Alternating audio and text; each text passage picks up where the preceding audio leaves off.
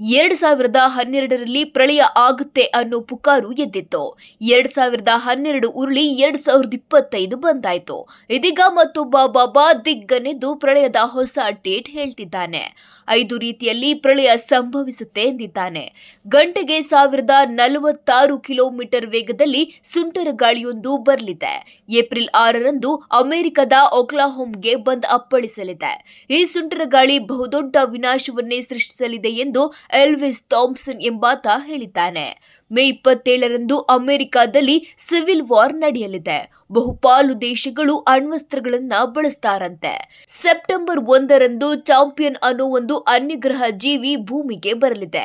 12,000 ಮಂದಿ ಮನುಷ್ಯರನ್ನ ಕೊಂಡೊಯ್ಯಲಿದ್ಯಂತೆ. September 19ರಂದು America ಕರಾವಳಿ ತೀರದಲ್ಲಿ ಬಹುದೊಡ್ಡ ಚಂಡಮಾರುತ ಕಾಣಿಸಿಕೊಳ್ಳಲಿದ್ದು ಇಡೀ ಅಮೆರಿಕವೇ ಕೊಚ್ಚಿಕೊಂಡು ಹೋಗಲಿದೆ. ನವೆಂಬರ್ 3ರಂದು ನೀಲಿ ತಿಮಿಂಗಲಕ್ಕಿಂತಲೂ 6 ಪಟ್ಟು ದೊಡ್ಡದಾದ ಜೀವಿಯೊಂದು ಪೆಸಿಫಿಕ್ ಸಮುದ್ರದೊಳಗಿನಿಂದ ಹುಟ್ಟಿ ಬರಲಿದೆ. ಈ ದೈತ್ಯ ಜೀವಿಯ ಹೆಸರು ಸೆರೆನಾ ಕ್ರೌನ್. ಈ ಮೃಗ ಭೂಮಿಗೆ ಕಾಲಿಟ್ಟ ಕೂಡಲೇ ಅಂತ್ಯದ ಅಧ್ಯಾಯ ಮುಗಿಯಲಿದೆ ಎನ್ನುತ್ತಿದೆ ಎಲ್ವಿಸ್ ಪ್ರಳಯ ಭವಿಷ್ಯ.